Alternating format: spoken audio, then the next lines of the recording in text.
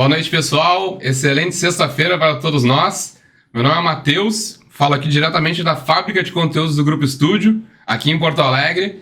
Mais um episódio número 10. E estamos com camisa 10 aqui também, né, Douglas? 10 e faixa. 10 e faixa? Tudo bem? Faixa. Prazer, mais uma sexta, estar presente aqui. Hoje o convidado de peso. Cara, até sou suspeito a falar, né, que é meu amigo. Mas antes disso, se inscrevam no nosso canal, curtam esse vídeo também, ativem o sininho, que isso é muito importante para o nosso trabalho, ajuda muito o trabalho que a gente vem fazendo. Comentem também sobre que tipo de assuntos vocês querem ver aqui, que convidados vocês gostariam de Perguntas ver. Também, né? Exato, isso é bem importante para nós. Mas, principalmente, curtam e compartilham, se inscrevem no nosso canal. Se vocês têm algum amigo, né, alguma amiga que gosta desse tema de empreendedorismo, inovação, daqui a pouco tem aquela veia empreendedora, aquele vírus empreendedor que a gente fala, e tem esse interesse de saber mais, está numa fase mais embrionária, aqui é o lugar certo. Exato. E o nosso convidado de hoje de peso, estou até suspeito a falar porque ele é meu amigo, mas ele tem mais de 20 anos de experiência em vendas, formação em gestão de equipes comerciais, e a gente vai bater um papo bem legal aí sobre venda, se é dom ou é prática. O nome dele é Otelo Ilha. Bem-vindo, meu irmão. É isso aí. Como é que tá? Tô bem, graças a Deus. Como é que Tudo vocês estão? certinho? Tudo certo? Tudo bem, tudo ótimo. Polêmica de cara. Venda é dom ou é prática?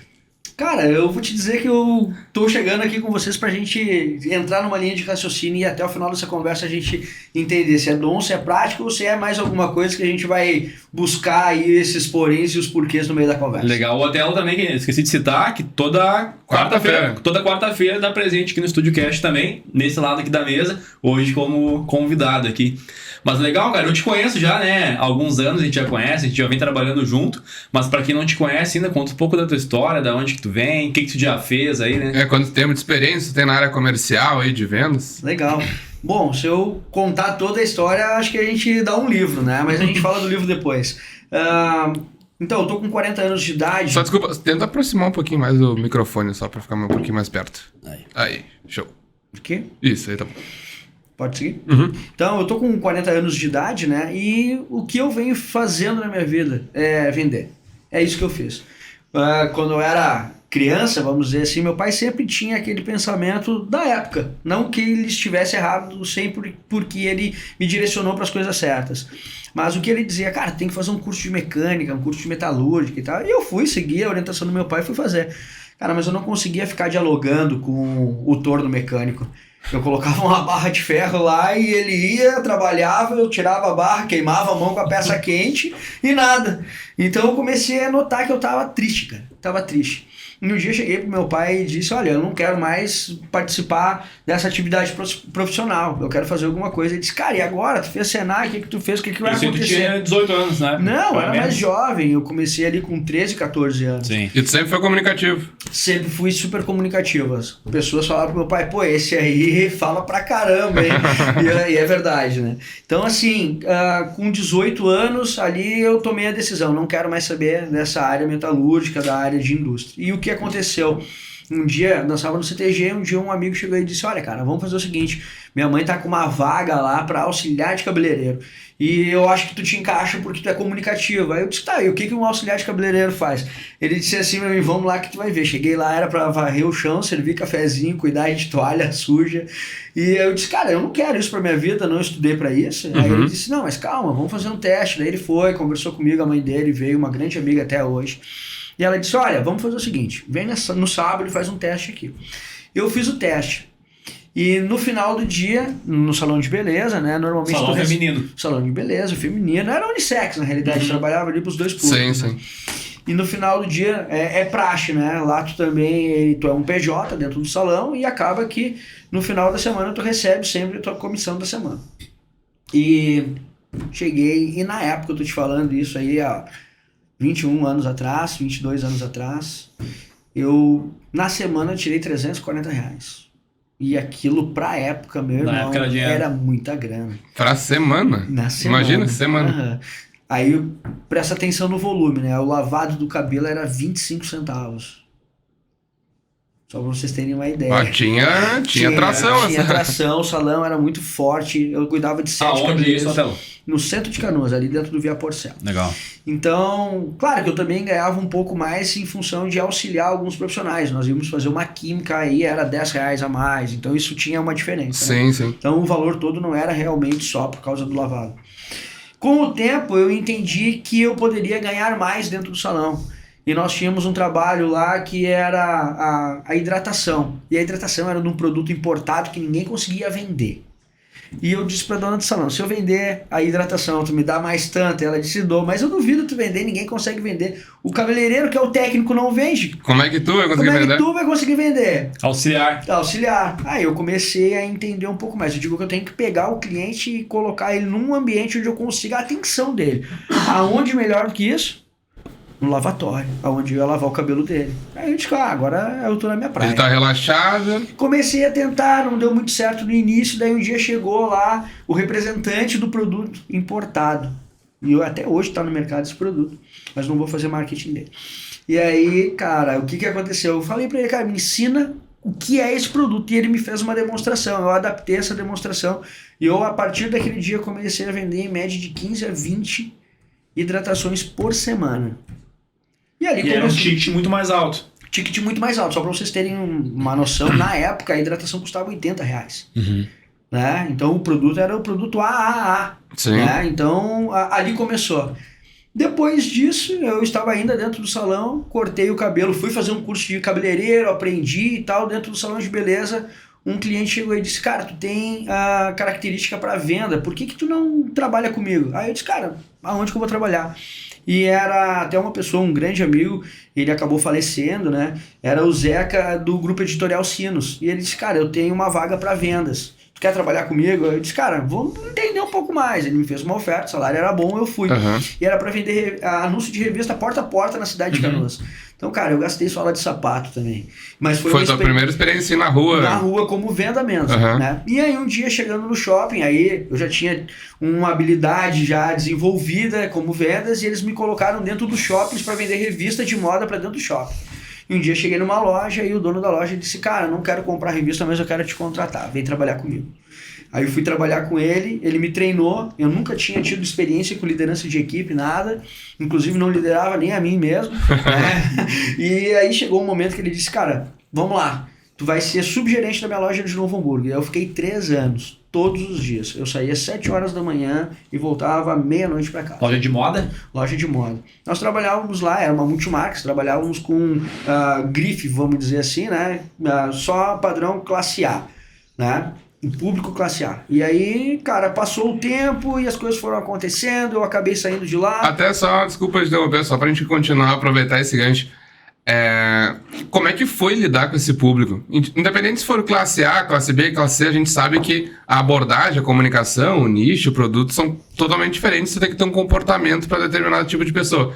Mas tu tomou muito na cabeça, digamos assim, nessa experiência aí? Cara, em partes sim, em partes não. Porque eu acredito que é até uma visão que a gente está tendo agora dentro da E-Fiscal também, né? Às vezes a gente quer buscar um profissional muito pronto de mercado e o que acontece? Ele não é que ele venha com vícios, ele já vem com uma pré-estrutura estabelecida dentro dele. E a gente conseguir colocar o molde, a nossa batida, se transforma um pouco num processo não difícil. Mas a curva de aprendizado desse profissional, por mais que ele tenha experiência no mercado, a gente vê que é mais longa. Quando tu pega, por exemplo, uma criança e tu começa a ensinar ela é uma esponjinha. Ela vai absorvendo aquilo que tu ensinar para ela. E eu me sentia assim naquele momento. Eu era uma criança no mundo das vendas. E tudo que eles me falavam, eu absorvia e colocava em prática. E como eles tinham muita experiência na área, dava certo. Então eu comecei a ser moldado. E o público AA é um público excelente de se trabalhar. Eu já trabalhei, por exemplo, em loja de varejo, que eu vendi, na época, era uma TV de plasma, né? Não era TV nem de LCD, era TV de plasma. Por uma senhora que chegou lá com uma carroça, cara. Ela comprou 2 TVs à vista e o atendimento foi excelente também. Então, assim, os públicos em si não são um grande problema, eu posso te garantir isso. O que difere um público do outro é a forma com que tu aborda ele. Um público tu precisa ser um pouco mais polido, o outro nem tanto, porque tu tem que falar a linguagem do cliente. Se eu chegar e começar a falar o tecniquez da área, vamos dizer, contábil, para um cliente que hoje tem uma loja de autopeças, ele vai dizer, fala com o meu contador. Ele não vai entender o que a gente está falando. Agora, quando eu desmistifico esse techniquez e eu me coloco de igual para igual com o cliente, esse é uma grande sacada, pega essa chave. Em ambientes que tu for trabalhar, independente de qual for, tu tem que te colocar de igual para igual com o teu cliente. Porque senão, sabe o que acontece? A gente teve um tempo atrás uma situação seguinte. O cliente chegou e disse para uma vendedora que ele queria uma figura masculina para falar. E aí ela ficou meio encabulada. Eu disse para ela, cara, não leva pro CPF, é tudo CNPJ, mas te coloca de igual para ele. Será que é uma questão superior que ele queria te colocar? Será que é uma técnica de mesa de alta negociação? Porque quem sabe negociar em mesa de alta negociação, ele sabe que o cara vem para te desestabilizar primeiro emocionalmente para depois roubar o que tu tem. Então tu tem que estar esperto com isso. Mas o público não é grande problema, Pegou cara. essa senha, Matheus? Peguei essa aí. Foi uma senha aqui, hein? Muito bom. O público não é o grande problema, entendeu? Isso é muito verdade. A questão toda, ela tá intrínseca, cara. Ela tá aqui na tua mente, é como tu te coloca. Eu hoje trabalho na maior empresa de revisão tributária do país. Mas para chegar aqui, eu já tinha que chegar com essa mentalidade de me colocar dentro da maior empresa. Porque senão, sabe o que vai acontecer? Eu vou estar na maior empresa, mas eu não vou representar a maior empresa. Porque a minha mente não está alinhada com o propósito, com o tamanho da empresa. Perfeito. É isso aí. Eu penso dessa forma, né? E voltando um pouquinho, então, aí quando eu cheguei, passei esse período trabalhando nessa loja, foram 3 anos, aí meu pai veio a falecer, deu um baque na minha vida, muitas coisas aconteceram, ele era o meu amigão mesmo, uma pessoa que me direcionava, e da noite pro dia eu me vi sem chão. Com uma casa para sustentar, já estava morando fora, tive que voltar para casa da minha mãe, então a coisa foi assim acontecendo na minha vida. Mas a venda em si, ela nunca deixou de sair. E as pessoas sempre diziam assim, até algumas namoradas que eu tinha, tu te vende muito bem, né? Elas diziam assim, na prática às vezes mudava um pouquinho, né? Sim. Mas tu te vende muito bem, elas diziam, né? E a venda pra mim sempre foi, cara, a minha vida, não tenho o que falar. Já trabalhei em outras áreas na área da beleza. Se o cliente chega para cortar o cabelo, se tu não vender um estilo para ele, ele não vai cortar o cabelo contigo de novo. Isso não é commodity, né? Não, exatamente. Por quê? Porque todo mundo, qual é o corte de cabelo? Tu chega no salão e tu diz, cara, passa a máquina 2, ou agora o degradê, tesourinha em cima e um abraço. Agora se eu olhar e disser pro Douglas, o designer do teu rosto, né? Com relação ao teu cabelo, com a roupa que tu veste durante a tua semana, no teu horário de trabalho, eu acho que o melhor corte é esse. Então tu não corta cabelo, tu presta uma consultoria de imagem. E o valor agregado é o outra famoso coisa. over delivery que a gente ouve hoje em dia. Exato. Sabe que até... Não vou citar nome também, mas um tempo atrás eu fui numa rede de barbearia que a gente tem, bem conhecida aqui no país, que o corte é mais caro, o dobro de uma barbearia normal, mas eu me dei esse luxo, eu fui numa barbearia. Isso é um ano, 2 atrás. E o corte é exatamente o mesmo da barbearia de 20, 30 reais. Só que ele proporciona uma experiência no local. A cadeira é diferente, o atendimento, o uniforme, a música. Aí tem cerveja, tem videogame, sinuca, tem um ambiente um pouco mais qualificado, um jogador de futebol. Então é toda uma experiência, não o corte em si. E quem tá buscando um corte numa barbearia... Pô, tem uma consultoria, como o Otelo falou que faz, de dar uma dica. Exatamente. Que é aquele estilo de pessoa, pro estilo de rosto, é um diferencial, né? Isso é o que todo mundo busca, né? É isso aí. Eu sempre falo, né? Na época que virou moda ter barba, né? Chegava, a maioria dos meus clientes, eles não tinham barba. Eu ficava pensando, cara, eu só tenho um serviço. Eu só corto o cabelo, lavo e um abraço. Não vou ter esteira, não vou ter sempre o mesmo ticket. Sempre o mesmo ticket. Um dia eu comecei a pensar, eu olhava assim e via. Porque tu consegue ver o folículo na pele, né? Se o cara tem barba ou não tem barba. Né? E eu ficava pensando, cara, acho que tem um produto a mais aqui. Eu chegava e conversava, cara, me diz uma coisa, em algum momento tu já pensou em ter barba? Não. E aí eu começava a trazer todo um conceito sobre a barba relacionada à moda, a barba relacionada à autoridade, né? Porque a barba traz uma questão de autoridade. Não tô falando que tu não tem barba, que tu não tem autoridade. Não é isso. Vamos esclarecer as coisas aqui. Não é isso, né? Mas até porque a barba é uma moda que veio de um tempo pra cá. Porque se tu parares para analisar, o que acontece? Em meio do alto executivo, nas empresas que trabalham com altos executivos, não tinha barba. E não perdi a autoridade em função disso. Sim, mas é uma história, é um conteúdo histórico. E eu apresentava isso pro cliente e o cliente, cara, legal. E aí o que acontecia?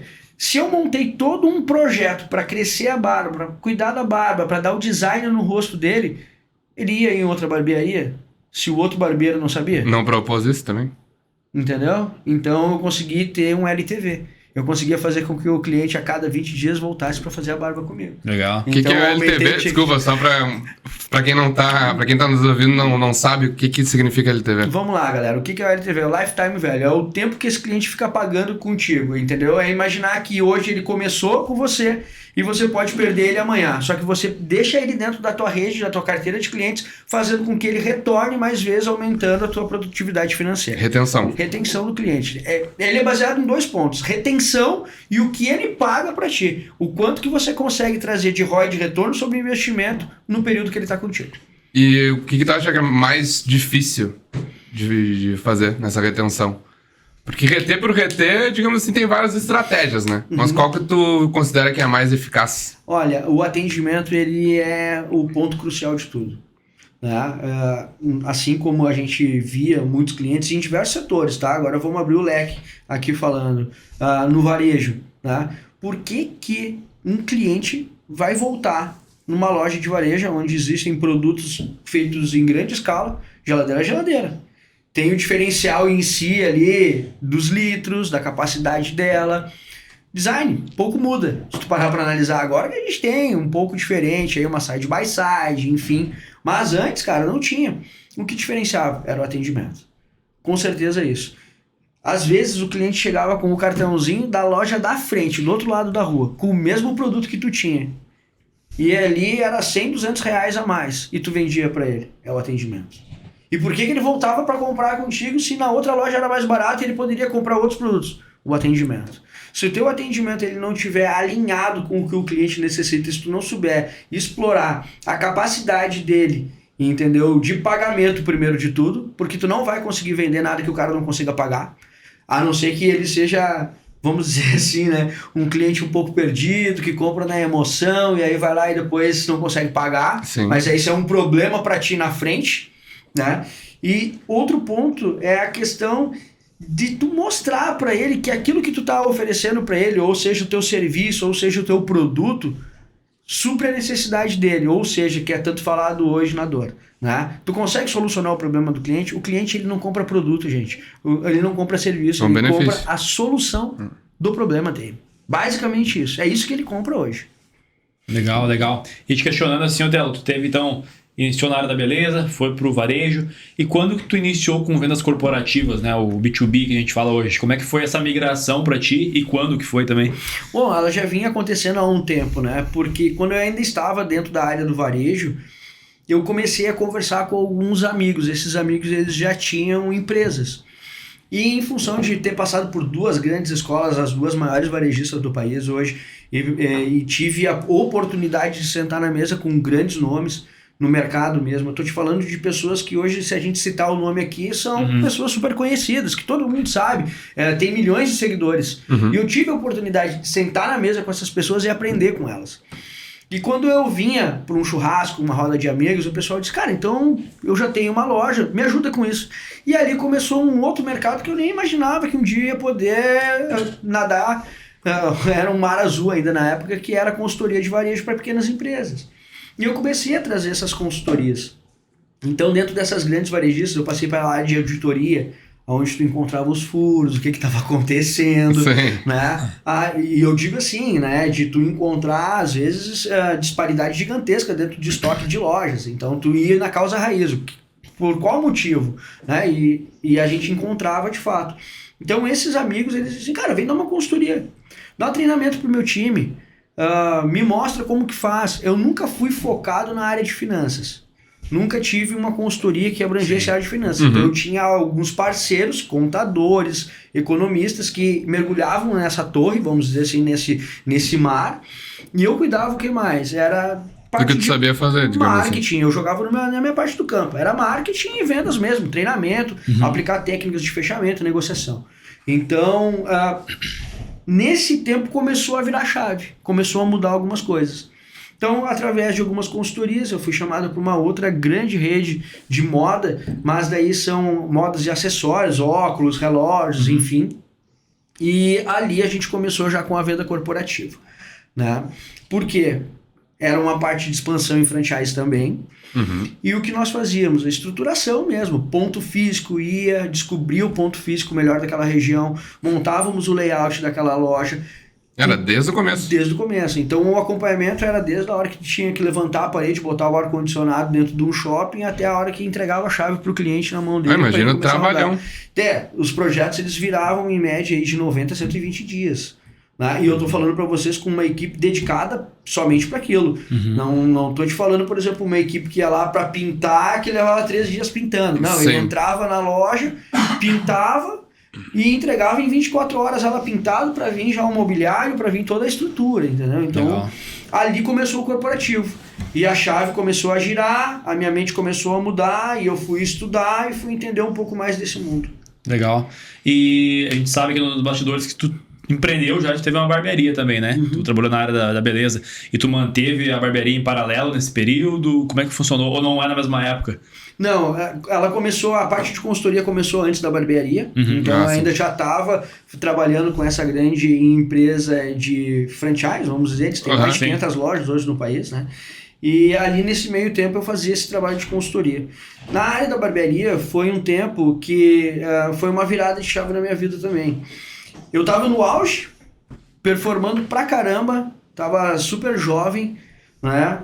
E eu não me sinto velho, mas eu quero dizer que eu tinha menos idade, né? Sim. E tava super jovem, assim, conquistando muitas coisas. E um dia, cara, eu entrei dentro do carro para ir para casa e eu tive um blackout geral. Eu fiquei 3 horas dentro do carro chorando. Eu tive uma crise de pânico. E isso tudo em decorrência da minha falta de equilíbrio. Eu trabalhava somente. Eu já tinha perdido 2 relacionamentos na época, né? E eu só trabalhava 24 horas. Se tu me chamasse para trabalhar meia-noite, eu tava lá. Se tu me dissesse que era 3 horas da tarde, eu tava lá. E aí um dia eu entrei, cara, e comecei a me sentir mal dentro do carro e fiquei 3 horas chorando ali dentro. O rapaz que cuidava do estacionamento onde eu deixava o carro, ele viu que eu fiquei muito tempo dentro do carro, foi lá, conversou comigo. Na época eu tinha um relacionamento, ele ligou pra minha namorada me buscou, me levou para casa. E ali eu comecei um tratamento, fiquei afastado um tempo. E aí tu diz, né, pô, normalmente isso acontece quando o cara tá com vários problemas. Eu não tinha problema. O meu problema era a falta de equilíbrio profissional com a minha vida familiar, com a minha vida saúde pessoal. mental.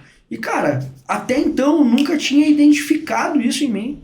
Por quê? Porque eu tava num processo de ativismo, cara, muito forte, um processo de ativismo muito forte, aonde eu não notava, o meu corpo já tava dando sinais.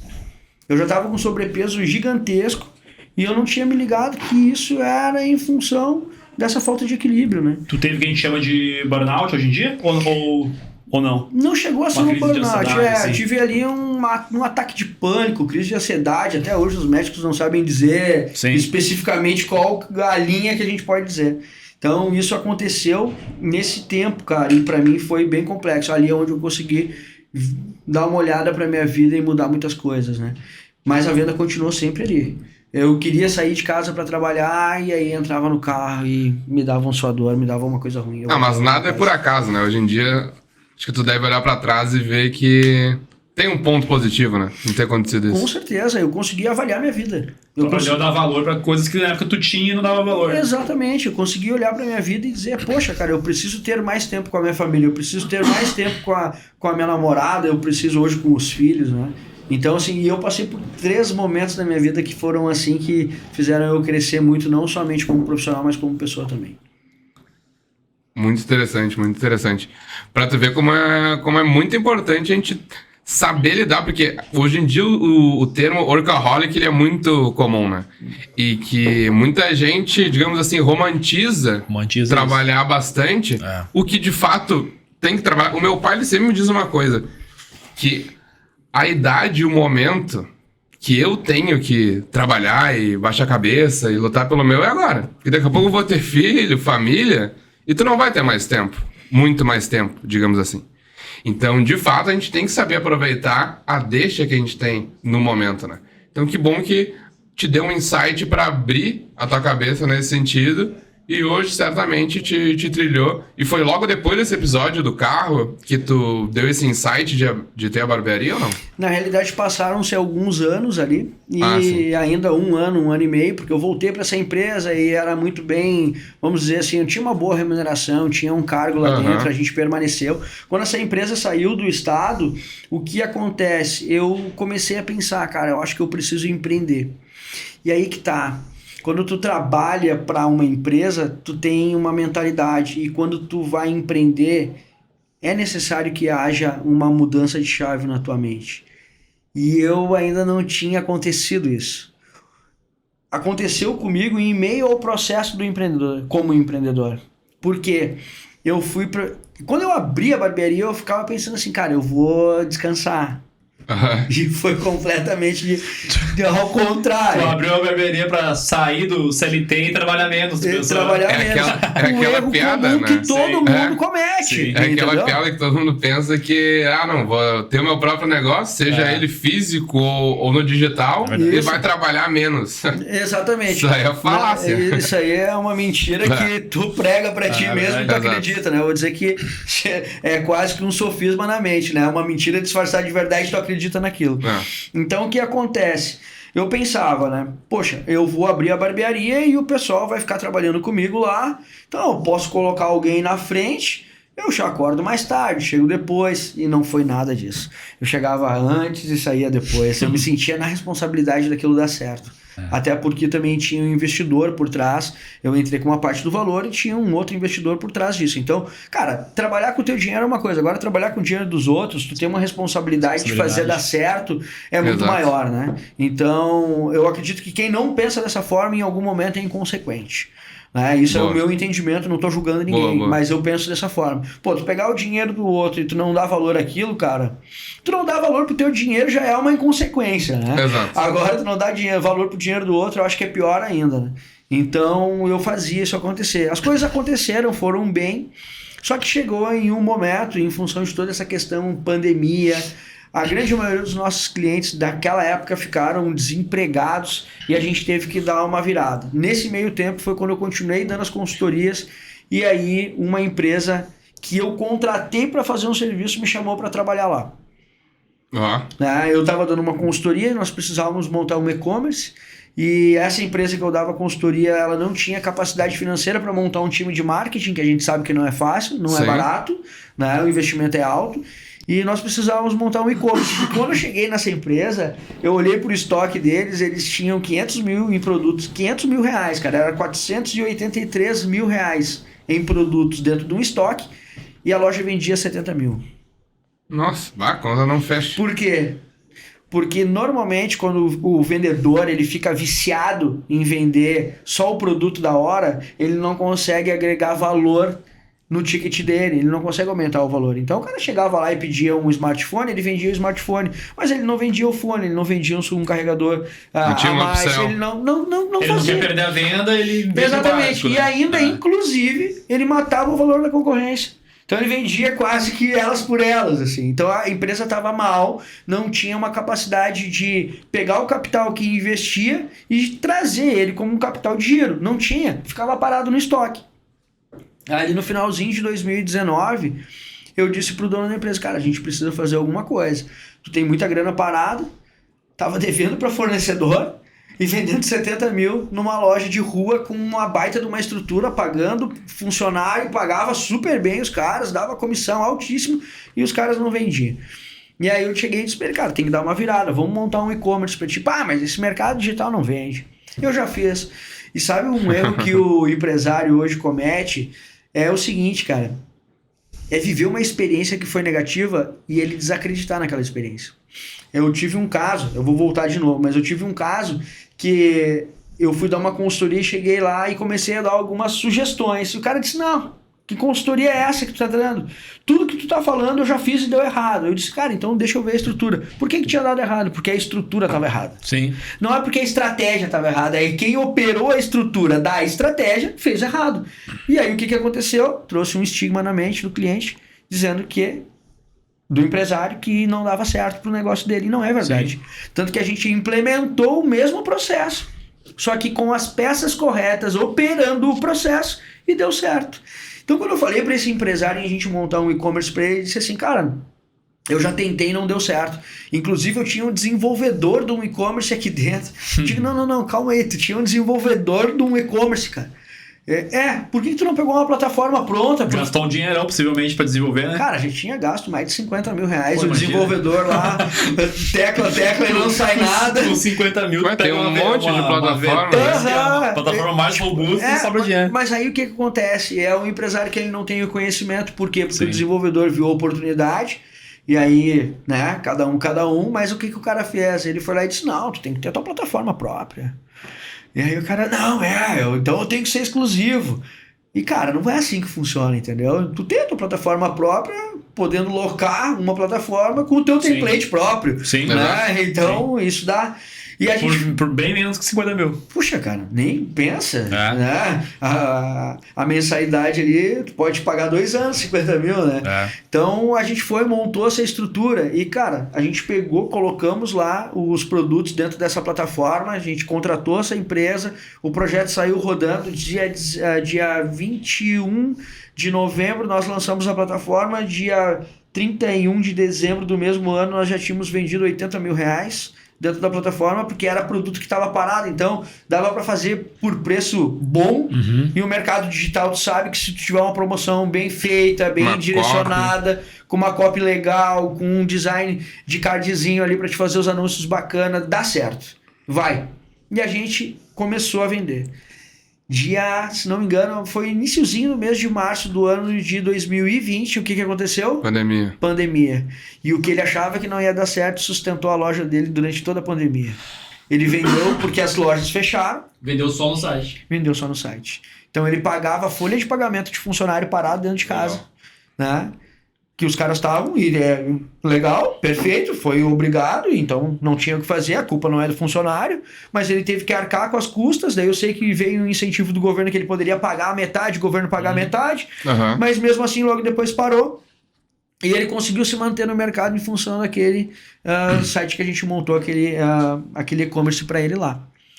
E as coisas começaram a acontecer, começaram a mudar, começaram a trazer um entendimento maior para mim do que é esse mercado de vendas, né? E aí o horizonte abriu quando eu voltei para a faculdade para fazer gestão comercial. Aí até conheci um grande, eu posso dizer que eu sou um pupilo dele, ele é um grande mentor, é o professor Clécio. Ele dá aula no Senac, aqui no Rio Grande do Sul, e ele é o responsável pela área de gestão, de vendas e toda a parte de negócios da PUC, né? Então ele é um cara fenomenal, eu até brinco, né? Se vocês já entrarem em alguma das lojas de calçado que a gente tem aqui no Rio Grande do Sul e chegarem e disseram pra ti, tu comprou o tênis, agora leva a meia, foi ele que inventou isso. Só pra vocês terem uma noção, o PA, né? Legal. O Peça por Atendimento, foi ele que implantou. E aí eu disse, então todas as vezes que eu entrava numa loja, os caras ficavam me enchendo o saco pra levar uma meia, foi tu que inventou. Eles, foi eu que inventei. E aí a gente ficava rindo, né? E quando ele começou a me mostrar a venda direcionada pelo marketing e um trabalho muito bem feito, com estratégias, e o que é um bunch, o que é uma técnica chamada AIDA, o que é spin selling, e eu comecei, cara, a estudar de novo. Porque chega uma fase na tua vida, cara, porque por mais que tu saiba vender, aquilo parece que bate num platô, tu não consegue romper. E tu começa a pensar, tá faltando coisa, tá faltando conteúdo. E eu sempre gostei de ler, estudar muito, né? E quando abriu aquele horizonte na minha vida, eu comecei a olhar pro mercado de forma diferente. E aí foi quando eu dei a virada. Aí fui trabalhar nessa empresa que eu contratei por um período, imergi de fato dentro do processo, né? E comecei a trabalhar com estratégias comerciais que a gente chama de estratégias modernas, né? E aí a gente vem trabalhando ao longo desse tempo e o corporativo se encaixou na minha vida nesse exato momento.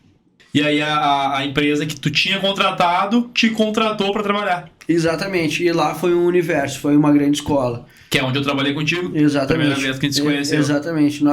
Quando cheguei lá, cheguei como SDR. A única oportunidade que tinha. Porque a barbearia, ela tava mantendo a minha casa. Mas não supria as necessidades dos meus objetivos, do meu propósito de vida. E aí eu ficava pensando, cara, eu posso ficar aqui o resto da minha vida, pagando as contas, vivendo, comendo, mas tá faltando alguma coisa. E eu nunca fui um cara acomodado. Eu sei de pessoas, eu conheço pessoas que se tu pegar e na mesma situação que eu tivesse, eles iam dizer, não, vou ficar aqui que aqui tá garantido. E aí eu disse, não, cara, eu não tô satisfeito com isso e eu vou buscar novos horizontes. E conversando com a minha esposa é mais jovem que eu, ela tem aí 27 anos, eu tô com 40, e ela sempre me apoiou muito. Então eu sempre falo, cara, por trás de um profissional de sucesso, eu não falo homem de sucesso, mas eu falo por trás de um profissional de sucesso, e hoje eu me considero, para muitas pessoas eu não sou um profissional de sucesso, mas eu me considero um profissional de sucesso, porque sucesso para mim, cara, é tu ser feliz com o que tu faz. Eu ia perguntar o que era sucesso pra ti. É ser feliz. É ser feliz com o que tu faz. Eu sou um cara muito feliz com o que eu faço. Eu acordo todos os dias, 5h40 da manhã, pra fazer o que eu gosto de fazer. Eu não consigo olhar e dizer, não, cara, não é isso que eu quero fazer da minha vida. Entende? São coisas distintas. E a minha esposa, ela sempre me apoiou. Ela sempre disse assim, cara, vai e faz. Ela sempre me dava um empurrão, sabe? E isso me motivava muito. Eu saí, comecei a reduzir meus horários na barbearia e fui trabalhar nessa empresa. E quando eu cheguei lá, era, cara, vaga para SDR. Nunca tinha trabalhado de SDR na minha vida. SDR, pra quem não sabe o que é?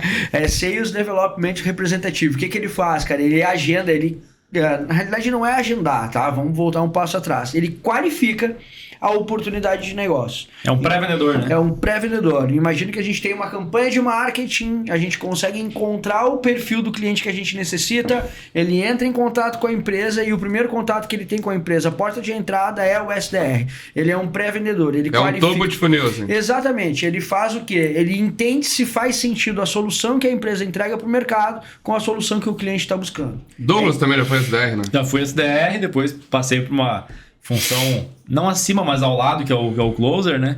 E é uma função bem importante. A gente pensa muitas vezes, né, Otelo? Uma visão de mercado, assim, que o SDR, ele é menos, né? E o próximo passo é ser o closer, né? Que é o cara que é o fechamento. Mas, na verdade, as duas funções estão no mesmo nível, e as duas são importantes, exato. Não dá pra diminuir a função do SDR, ele é importantíssimo, né? O camisa 10 tá no campo, exato, né? E ele passa a bola pro camisa 11. A função é o quê? Um bota pro gol, o outro dribla todo mundo e tem um passe de qualidade para entregar a bola para quem faz o gol. Exatamente. Basicamente isso. Então, cara, em um time de futebol, o camisa 10 ele tem um glamour muito maior do que muitas das vezes o cara que mete a bola para dentro do gol. Claro. Entendeu? Então eu acho ainda, e não acho, eu acredito que o SDR ele é uma profissão, cara, muito valorizada, porque para mim ele é o camisa 10.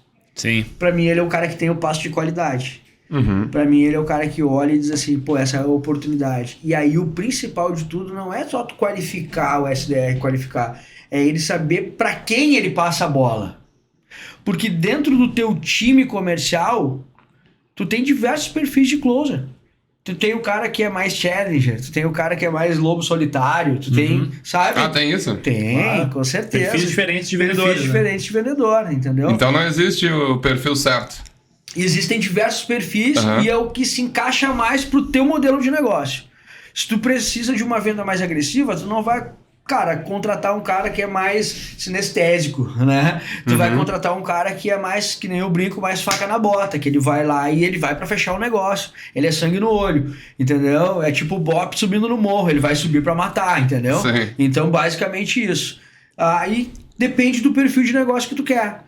Se a tua venda é uma venda bem mais consultiva, que gera toda uma linha de relacionamento, aí o perfil já não é o cara mais challenger.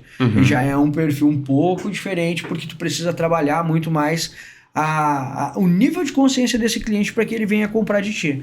Então são perfis completamente diferentes, e isso tu consegue analisar através do modelo de negócio. Legal, mas sabe que é um ponto de vista legal, assim, uma notícia boa, é que o mercado vem olhando diferente para SDR, né? Há 2, 3 anos atrás, o SDR era menos, né? O próximo passo do SDR era ser o closer. O SDR ele tinha um teto de faturamento, de remuneração, e ele não conseguia avançar. E o closer ganhava mais com o SDR. Hoje eu tenho visto que está um pouco diferente o mercado, né? O SDR está ganhando a mesma coisa que o closer, assim, para fazer uma função diferente, porque é bem como tu falou. Ele é o camisa 10 que vai entregar a bola pro camisa 9 fazer o gol. Exatamente. Então, tá sendo valorizado hoje em dia, esse é um aspecto muito bom, né? Muito valorizado. Eu conversei há pouco tempo, nós estávamos fazendo umas contratações aqui dentro do grupo, e eu conversei com o SDR e ele disse, cara, eu não vou sair da empresa que eu tô, até porque eu gosto da empresa, mas a minha remuneração é muito boa. Aí eu fiquei pensando, né, cara, e ele me deu o valor, eu disse, pô, a remuneração é muito boa mesmo, cara. Ele disse, cara, aqui dentro da empresa a gente não tem essa divisão entre SDR e Closer, né? O que nós temos é um time comercial e cada um é valorizado na parte que toca ele. E eu achei muito legal isso, entendeu? Então, cara, hoje tu pode ser SDR o resto da tua vida se tu quiser. Claro. Entendeu? Por quê? Muito bem remunerado muito também. Bem remunerado. Muito bem remunerado e valorizado. Né? Exato. E entrando até no tema ali do nosso programa de hoje, dom ou prática. Tu tava falando do teu começo ali, né? Da parte da prática e tudo mais. Mas tu lembra do Otelo pequeno praticando empreendedorismo? No caso, a gente vê aquelas histórias de comprava um pacote de bala de goma por R$1, vendia no colégio por 2 e lucrava 100%. E tu tem alguma história que tu lembra, assim? Tem. Tu de infância? Tem. Uma veia empreendedora, assim? Tenho, até porque, assim, eu nunca fui muito ligado na questão dinheiro, tá? Como assim o empreendedor não é ligado em dinheiro? Cara, criança, não era muito ligado nisso, não Sim. tinha essa noção do Não dinheiro. tinha noção. Mas o que pegava muito pra mim?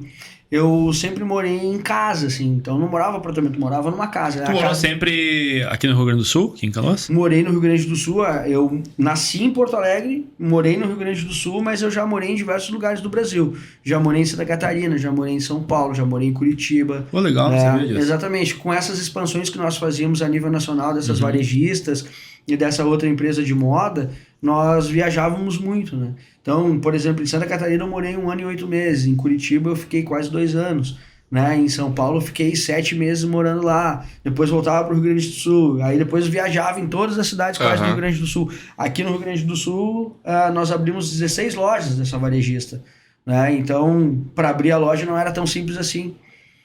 Existia uma empresa que fazia a pesquisa de mercado, mas nós íamos implantar a estrutura.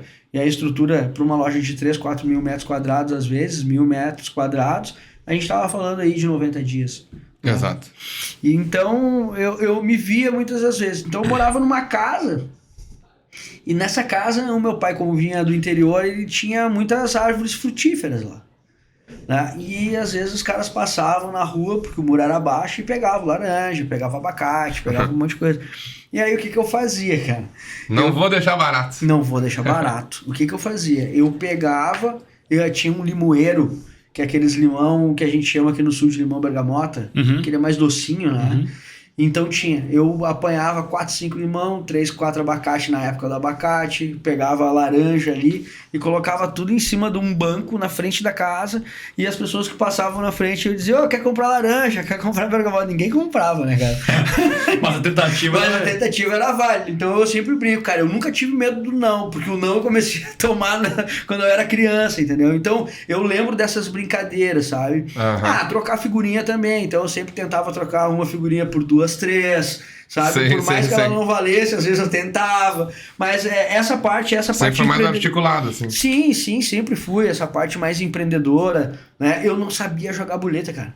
Não sabia jogar bolinha de gude. Eu não tinha habilidade, mas eu era bom em trocar as bolinhas. Entendeu? Eu chegava pra começar e aí eu quero trocar contigo. Então eu fazia isso, sabe? Então eu sempre tive essa facilidade, sim, de comunicação. Se tu deixar, eu fico falando horas, cara.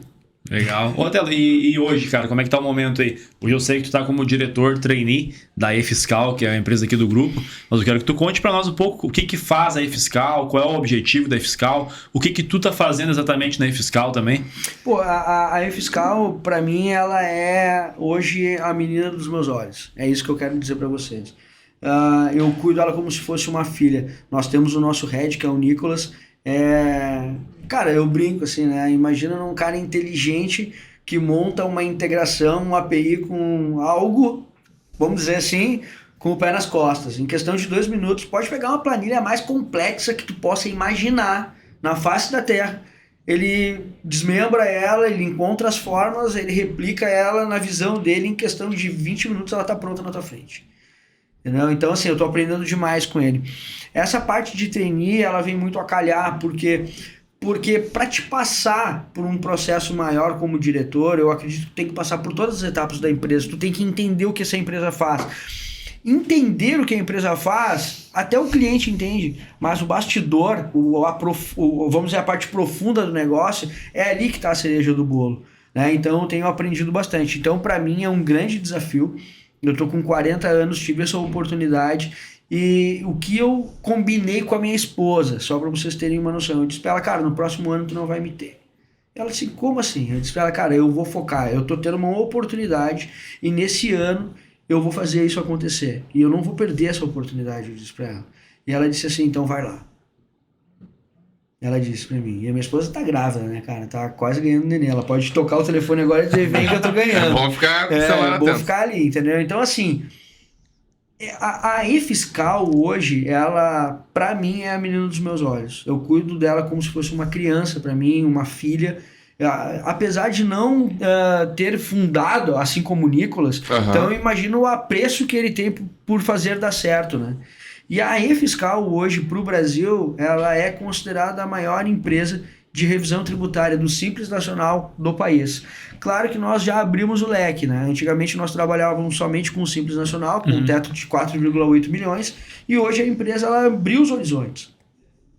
Então a gente trabalha com o Simples Nacional 4,8 milhões, que é o teto, nós trabalhamos com o lucro presumido até 78 milhões, e nós trabalhamos com um corte dentro do lucro real de até 20 milhões, porque nós temos uma co-irmã aqui dentro que trabalha acima dos 20 milhões. Então, para não gerar aquela concorrência interna, que é muito, vamos dizer, maléfica para o nosso negócio, né? Então a gente tem aí esse acordo entre cavalheiros e esse corte, né? Não só acordo como entre cavalheiros, mas de uma forma estratégica dos negócios, né? Então, assim, a E-Fiscal hoje, ela está buscando uma linha tecnológica. Por quê? Porque o mundo está se transformando num processo tecnológico. O empresário, muitas das vezes, ele não quer mais alguém batendo na porta dele, eu quero te apresentar a E-Fiscal. Não quer mais, cara.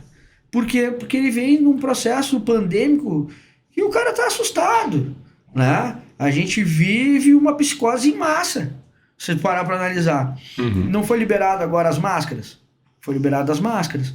Mas tem uma galera usando máscara. Eu não tenho nada contra quem usa máscara. Mas ainda as pessoas, tu nota através das atitudes dela, entendeu? Que elas ainda estão receosas. E o empresário muitas vezes não quer mais isso. Então a E-Fiscal, nesse ano de 2022, porque eu iniciei em janeiro com eles, eu venho da Estúdio Fiscal, que é através de um convite do Yuri, ela vem buscando essa virada tecnológica dentro da empresa. Facilitar a comunicação com o franqueado, facilitar a comunicação com o cliente final na ponta, que é o cliente que o franqueado busca no mercado, né? A gente quer entregar diagnóstico muito rápido, certo? Eu não quero mais, por exemplo, hoje ter que passar por um processo para entregar um diagnóstico. Esse diagnóstico hoje ele tem que estar na mão do cliente aqui, ó. Então é essa virada que a gente vem trazendo. Nós tivemos agora o evento, né, que foi a E-Fiscal, a virada. Tivemos aí grandes nomes junto conosco dentro do processo.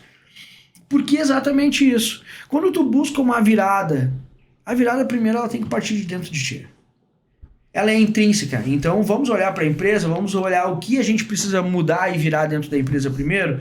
Sim, olhamos, entendemos. Agora a gente vai proporcionar a virada para o nosso sócio franqueado. Né? Porque o nosso sucesso depende do sucesso dele. Se ele não fechar negócio, cara, a gente não tem fonte de renda. Vamos parar para analisar. A expansão é legal? É legal. Vender franquia é bom? É bom.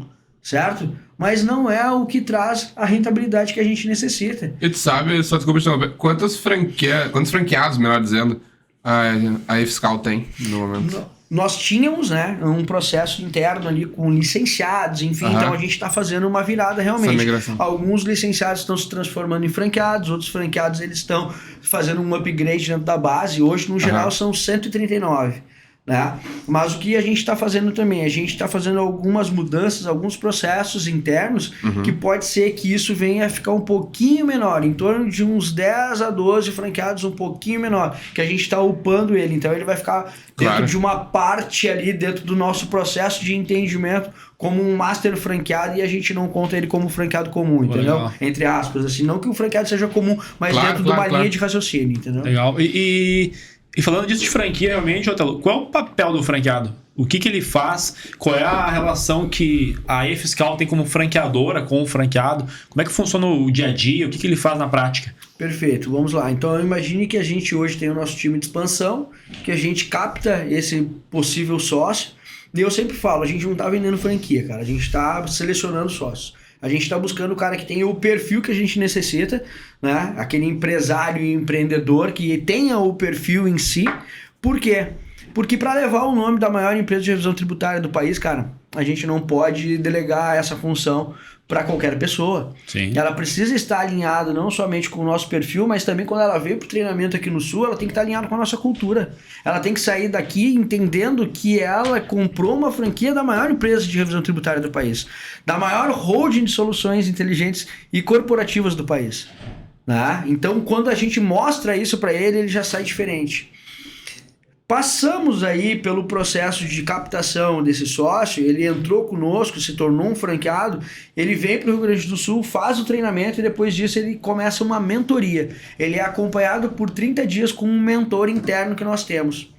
E o principal papel desse mentor é fazer com que ele utilize as alavancas de crescimento que esse mentor vai ensinar para ele, para fazer com que ele, em curto prazo de tempo, já feche o primeiro contrato dele. Entendi. Porque a unidade franqueada, ela é 100% comercial.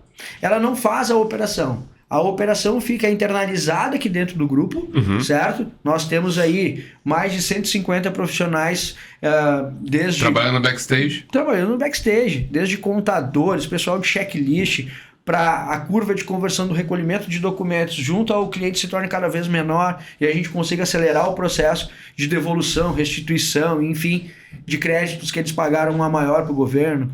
Então, a ideia em si não é somente fazer com que ele compre algo. Ele não está comprando realmente. Inclusive, a gente já teve casos aqui em negociações que a gente disse pro franqueado, cara, pro possível franqueado, cara, não faz sentido tu entrar agora com a gente. Tá, mas eu tenho dinheiro para colocar, cara, não é questão de dinheiro. É questão de perfil, é diferente. Sim. Eu poderia pegar 20 mil reais dele? Sim, ele quer comprar. Mas vai ser salutar? 2-3 meses ele vai te incomodar que você não vai ser salutar. E outra coisa, isso mostra muito o teu caráter. Sim. Né? O Grupo Estúdio, ele é um grupo de empresas idôneas. Nós trabalhamos com compliance. Né? Aí eu vou querer ensinar compliance tributário, compliance corporativo para as empresas, se eu não tenho internamente, não. Então eu preciso seguir a cultura. E quando tu entra no grupo em si, falando em qualquer bandeira que a gente fala aqui hoje de empresas, a gente nota isso no olhar de quem é o head da empresa. Né? A seriedade no negócio. E é isso que a gente tem que passar na ponta. E a relação com o franqueado, depois dele passar pela mentoria, é o nosso time de franchise comercial, que são especialistas na área, que vão acompanhar ele diariamente. Nós temos reuniões semanal, individual, nós temos reuniões em grupo dos sócios das regionais, né?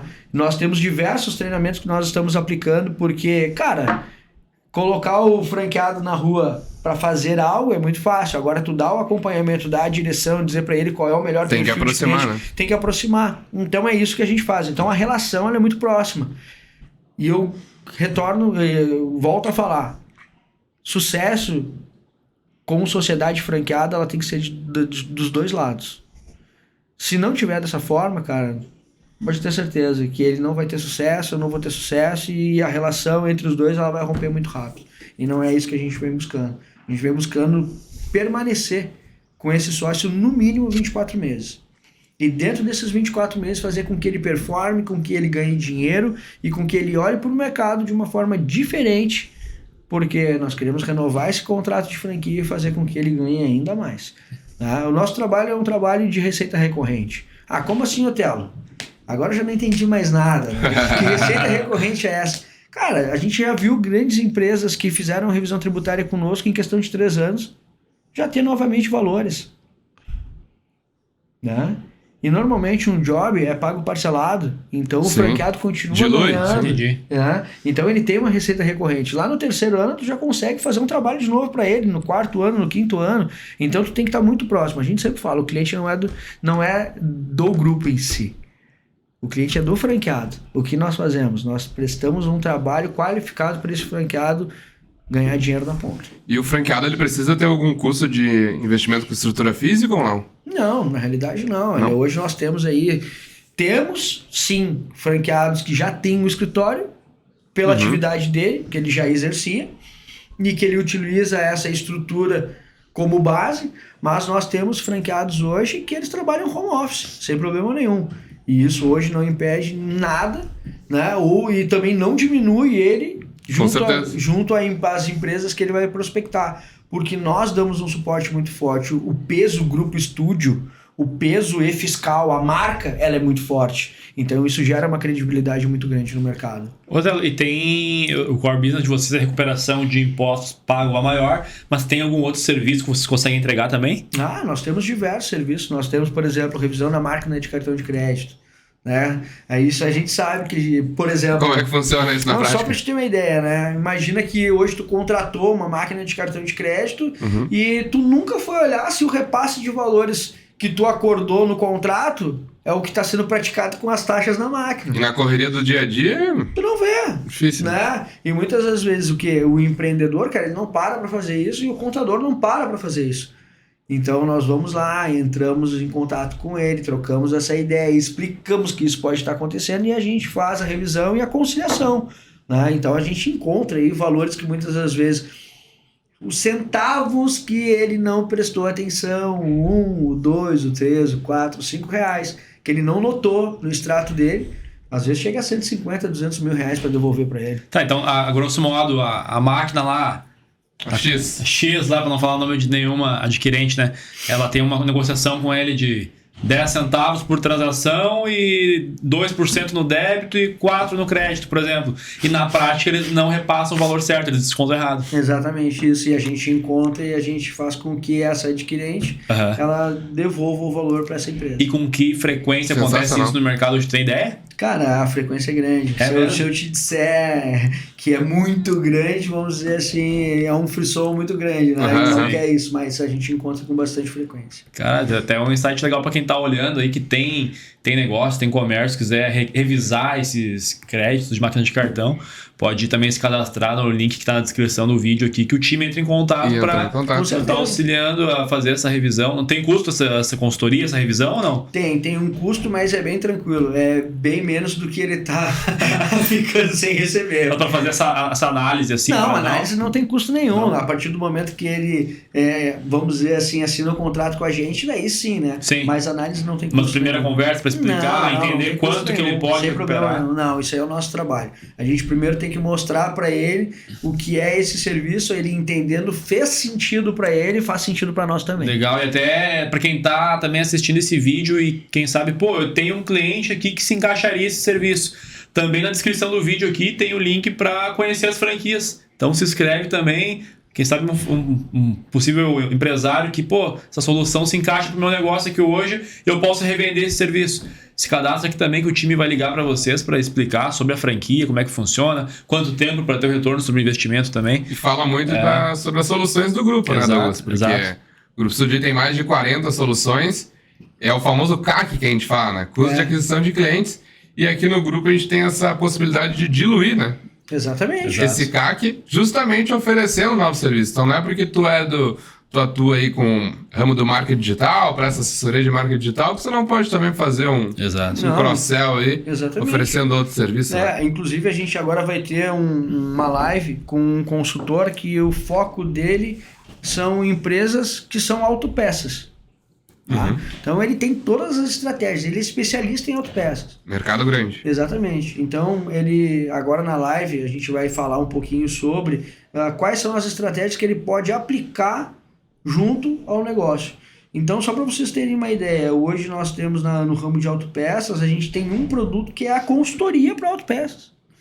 Né? Então, pô, mas vocês dão consultoria, sim. Nós temos um profissional especialista no segmento que vai direcionar o empresário que muitas vezes passa o dia inteiro atrás do balcão, apagando incêndio, vendendo, obviamente, mas muitas vezes pagando incêndio e não consegue dar um passo para trás, muitas das vezes, para olhar o negócio de fora. E quando vem uma visão mais analítica, mais crítica, que não vive esse dia a dia no balcão, mas tem um conhecimento especial do segmento, cara, a coisa flui. Então tu consegue, vamos dizer assim, é o técnico do time, né? Tu consegue trabalhar junto com o dono do time. E tu tem, por experiência, assim, que tipos de negócio normalmente vocês têm um sucesso maior recuperando impostos? Boa. Autopeça e o que mais? Que tipo de nicho, assim? Supermercado, Assim, não sei. vamos lá. Hoje nós temos ali um perfil que a gente chama de perfil alvo certo, né?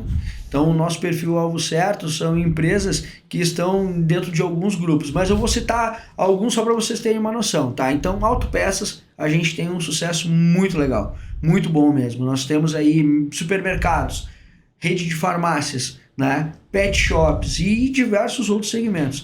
Mas esses segmentos que eu estou dizendo aqui para vocês, a gente consegue encontrar aí, na grande maioria das vezes, possibilidades gigantescas de trazer um valor específico para esses empresários que muitas vezes passaram no meio dos dedos deles e eles não notaram.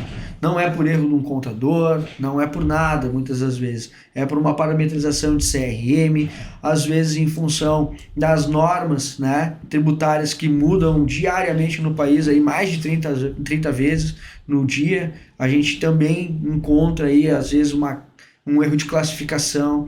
Imagina que hoje como que o contador ele vai acompanhar a mudança do enquadramento dos produtos.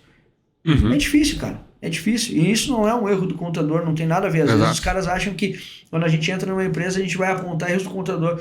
O contador é o nosso principal aliado, né? Para trazer toda essa estruturação. O que a gente entrega como solução. Sem o contador a gente não consegue fazer o trabalho, basicamente. Exato. Né? Porque ele convive, ele vive 24 horas com isso. Desculpa, diga. Eu sou curioso com isso. E na prática, como que funciona esse imposto pago a maior? Ele compra um produto e ele vem com um imposto como se fosse outro produto, vem tributado errado? Não, vamos pegar, por exemplo, a aí. linha do monofásico, tá? O monofásico, ele é um produto que ele já é tributado na saída dele, lá na indústria onde ele é criado, entendeu? Então não precisaria ser tributado novamente. Só que quando ele chega, por exemplo, numa empresa XYZ, o contador acaba muitas das vezes deixando passar esse detalhe. Por quê? Porque, cara, imagina, como é que tu vai olhar para 10 mil itens, 30 mil itens, 40 mil itens. Então um outro passa nos dedos, nós somos humanos, certo? E o que acontece? Ele paga de novo quando vende. Então ele paga 2 vezes o mesmo imposto. Ele paga 2 vezes o mesmo imposto. Entendi. E tem alguns casos que ele é cobrado errado o imposto, né? Por exemplo, ele compra um produto X de uma categoria e ele cobra o imposto de outra categoria, né? Exatamente. Isso aí é o erro no enquadramento, né? Sim. Vamos imaginar que a gente hoje tem aqui uma prateleira, tá?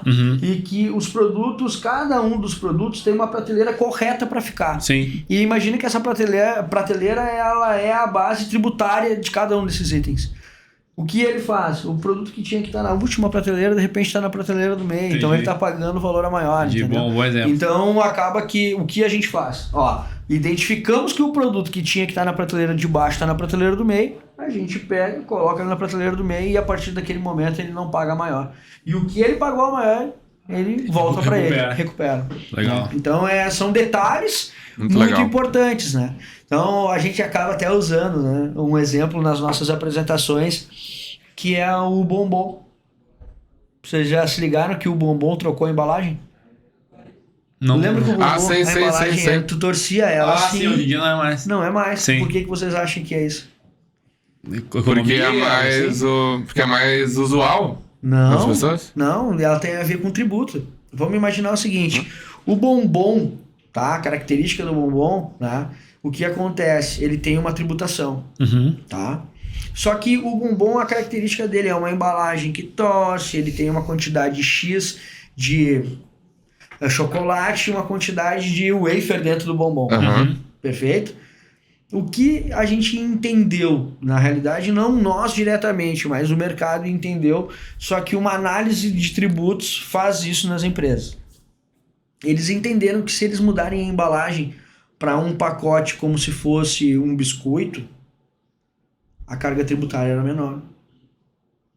Então eles mudaram a embalagem para diminuir a carga Não tributária. só a embalagem, eles também mexeram um pouquinho na composição do produto. Então, Tem hoje menos chocolate e mais bolacha hoje. Hoje então. ele não é. Depende, né? Não é bem Sim. isso, mas o que eles viram? Eles viram que se eles enquadrassem em biscoito, a carga tributária era menor. Mas ele continua cobrando o mesmo valor do produto de venda, ele tem uma margem maior. E é isso aí. Entendi. E não deixa de entregar um produto com qualidade. Sim. Então ele mexeu na embalagem, caracterizou o produto de uma forma diferente, enquadrou numa outra prateleira, entendeu? Sim. Para aumentar a lucratividade. Posicionamento. Então, quem tem essa visão estratégica, quem tem uma consultoria tributária, né, ele consegue ter essas sacadas, consegue fazer com que a empresa dele tenha maior rentabilidade e ele não está fazendo nada errado, ele está dentro da lei.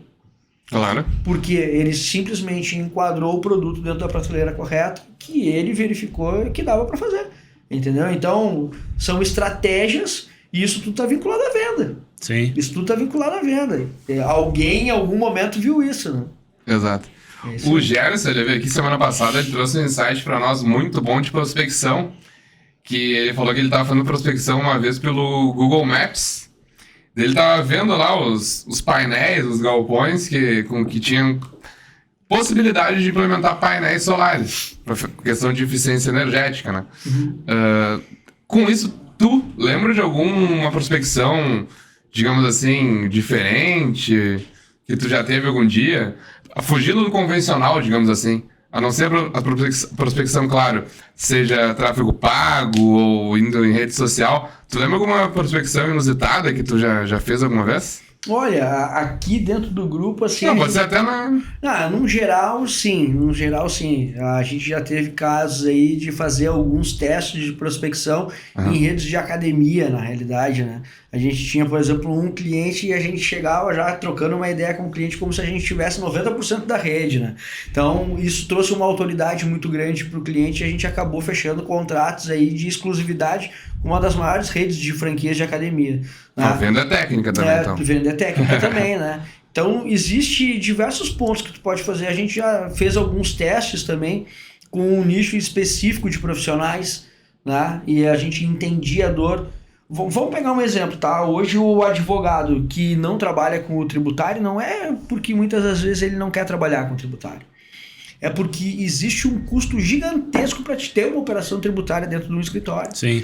Vamos pegar um exemplo, tá? Hoje um advogado tributário para trabalhar com um item específico de tributo, que ele é um especialista em ICMS, desculpe, o que acontece? Ele tem um salário aí de 25 a 30 mil reais mês. Agora imagina se a gente trabalhar com uma linha de 7 tributos. 25 vezes 7. Não é barato. Então o escritório precisa ter um porte muito grande. E o principal, né? Ele precisa ter um capital de giro muito alto para que ele consiga girar esse valor de custo, fazendo com que lá na ponta o trabalho que ele fez no contrato, o job de revisão, traga o valor para ele abater em cima do que ele já investiu. Sim. Então tu precisa ter uma capacidade muito grande financeira. E o que acontece? Os advogados muitas das vezes não trabalham com essa área em função do alto custo operacional, certo? Não é porque eles não querem. Aqui, dentro da empresa, a gente já identificou essa dor no mercado. E o que a gente tem como solução? Uma operação muito forte, que se o advogado hoje tem uma carteira de clientes que ele pode apresentar revisão tributária, vamos dizer, um advogado que trabalha no ramo empresarial, provavelmente ele deve ter 30, 20, 40, 50 clientes que ele pode fazer um trabalho de revisão tributária. Estou falando isso um produto que a gente atua, tá? Sim, sim.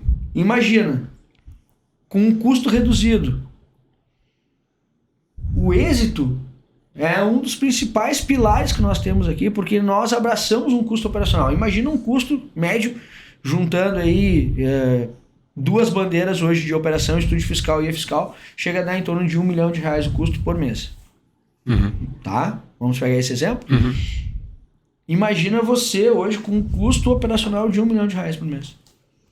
Quanto que tu tem que girar de contrato? Exatamente. Então a gente abraça todo esse custo, o nosso trabalho é no êxito, certo? Ele ganha fazendo isso e nós vamos ganhar também, só que lá na frente. Ele não consegue muitas vezes ter esse braço.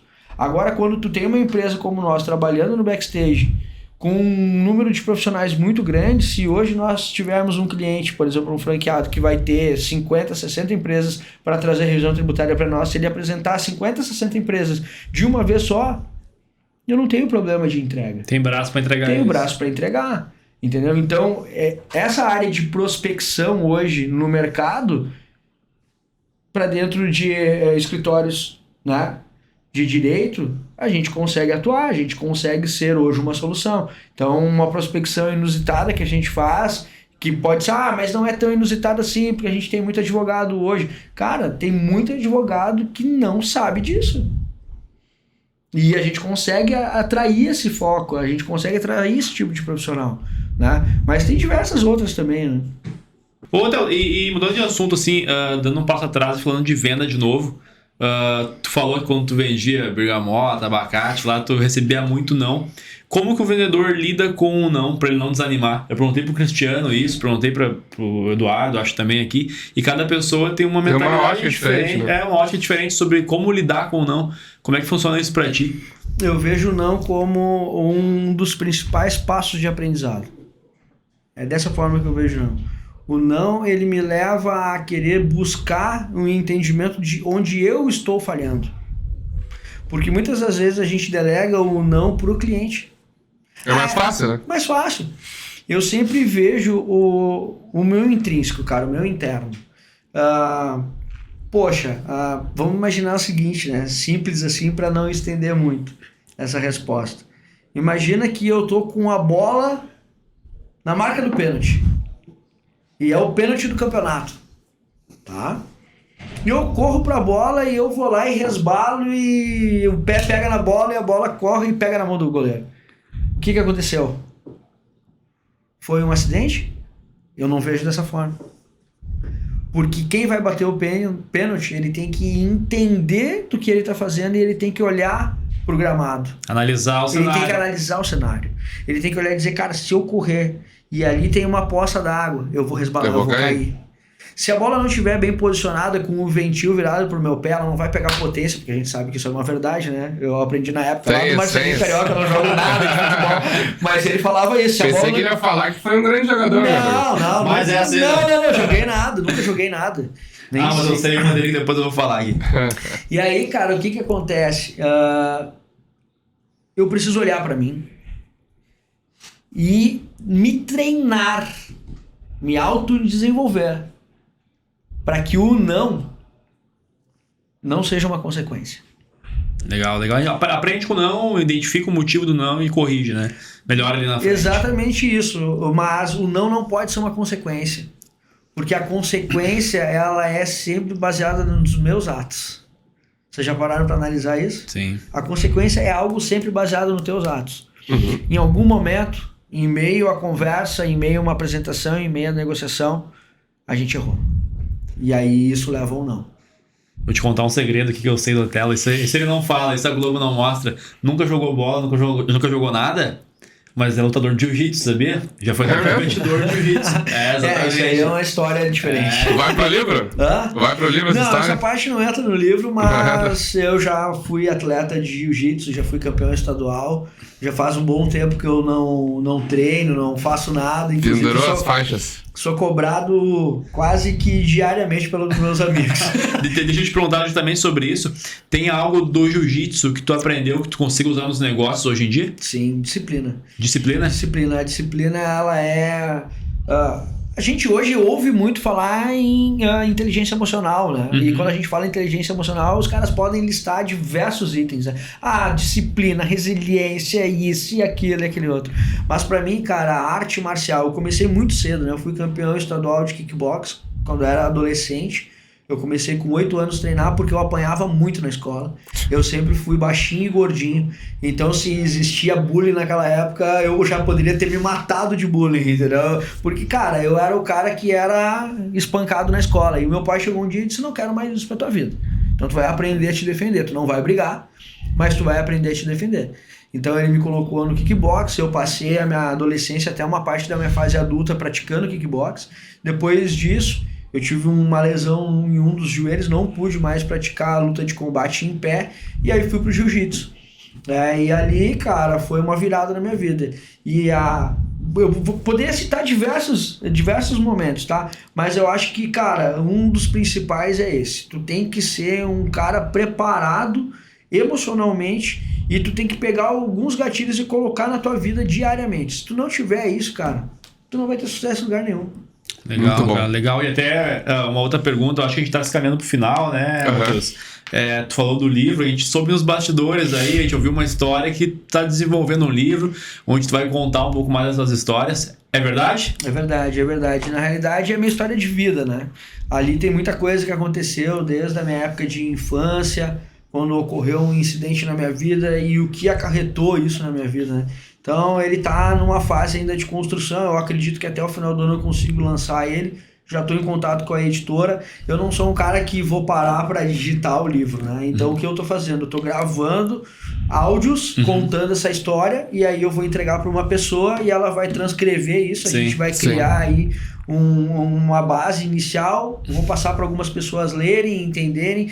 Tem coisas que eu quero contar que já me disseram que eu não posso contar, tem outras coisas, entendeu? Então disseram, não faz isso, por aqui não. Então eles estão me direcionando, né? Claro. Então eu não tenho experiência com isso, eu quero contar a minha história, porque hoje eu faço um trabalho assistencial, eu já fiz alguns trabalhos junto à FASE, alguns presídios, e se tu parar para analisar, cara, a grande maioria das pessoas hoje que elas estão sofrendo algo, seja uma consequência dos seus atos, como o pessoal que está recluso hoje, ou o pessoal que está na rua, tem muito a ver com a tua infância.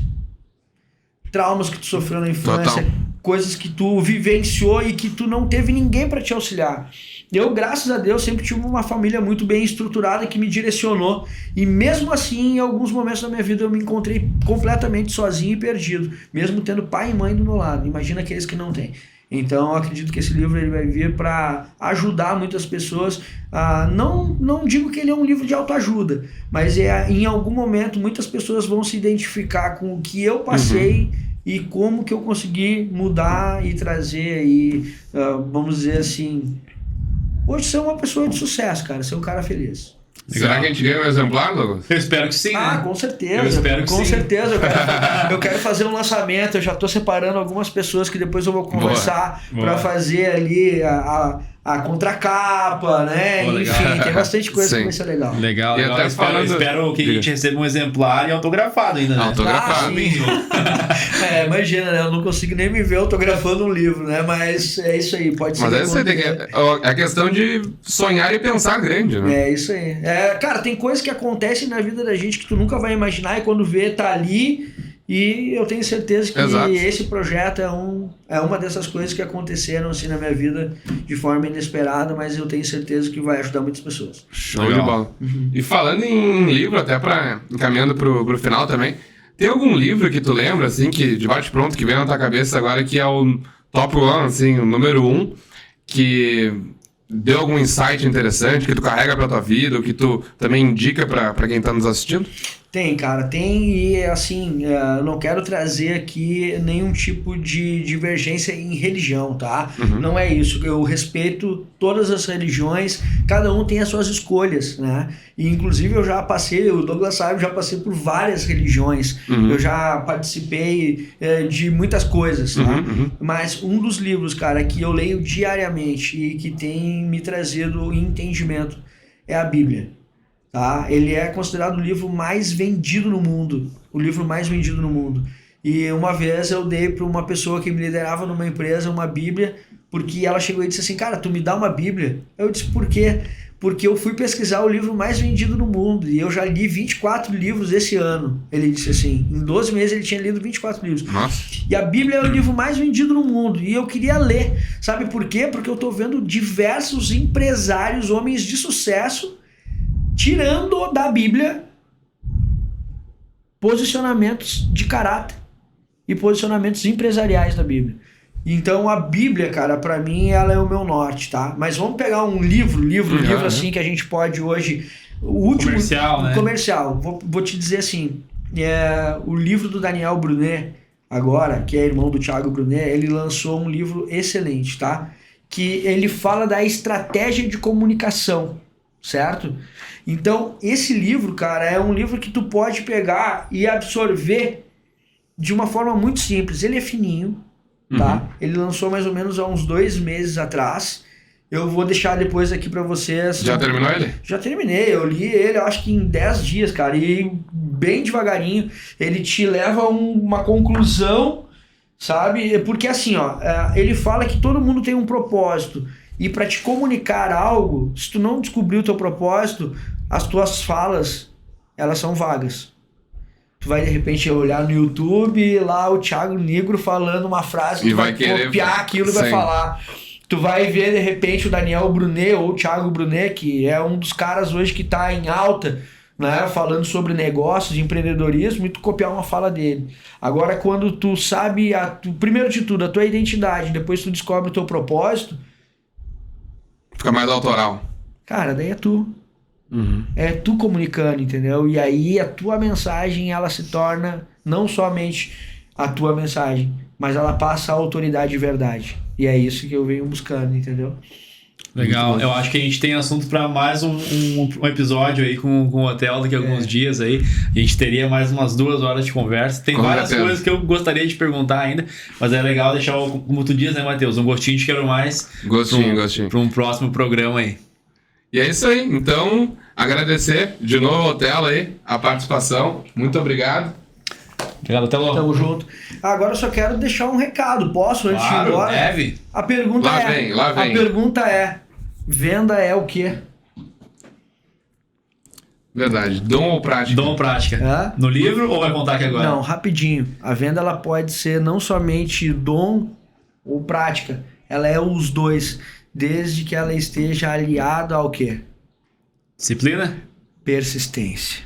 Se tu não persistir, tu pode ter o maior dom para venda, tu vai deixar esse dom de lado. Tu pode ser o cara mais treinável da face da terra, tu pode ler 250 livros por dia, tu pode fazer o que tu quiser. Agora, se tu não for persistente, cara, tu vai continuar sendo um fracassado cheio de conteúdo. Valeu. Esse é o corte que a gente vai fazer. Fala aí. Mas é isso, pessoal. Baita insight. Até realmente, como a gente vem falando hoje em dia, né? O sucesso é treinável. É isso aí. Que é isso aí mesmo. Boa. E mais uma vez te agradecer a presença aí. Também quem quiser continuar acompanhando, né, os insights do Otelo, toda quarta-feira ele tá presente aqui na mesa. E no Instagram, como é que o pessoal te segue lá? É Otelo 1306. Aí agora eu vou começar a fazer um trabalho melhor também lá no Instagram, colocar algumas coisas. Boa. Quero colocar algum conteúdo também pro pessoal entender um pouco mais. Porque o meu papel, o meu propósito, cara, é direcionar pessoas pro processo de vida dela, seja ele no ramo empresarial, seja ele na sua vida particular. Eu já venho fazendo esse trabalho há bastante tempo e eu quero intensificar isso muito mais. Eu acredito que eu posso ajudar pessoas a encontrarem seus propósitos e o que elas têm que fazer daqui pra frente. Legal, cara. Parabéns também pela jornada, pelo que tu vem fazendo de trabalho aí e espero daqui a uns dias estar de novo na mesa aí. E mais uma vez, agradecer vocês que assistiram até o final. Curtam esse vídeo mais uma vez, compartilhem, se inscrevam no nosso canal também, que isso é bem importante pra gente. E eu tive o sininho também, né? Ativar o sininho, o lembrete ali, que sempre vai vir uma notificação quando o StudioCast estiver iniciando. E é isso aí. Quais os dias tem StudioCast? Segundas, quartas e sextas, 19 horas, sempre falando de empreendedorismo, inovação. E vai vir até um spoiler, Douglas. Vai vir um novo projeto por aí. A partir de maio, junho, vocês vão conseguir acompanhar aqui no StudioCast. E eu conto também, a gente conta com a audiência de vocês, tá bom? Beleza? Mais uma vez, obrigado. Bom final de semana a todos. Valeu, galera. Até a próxima. Abraço. Valeu. Até mais.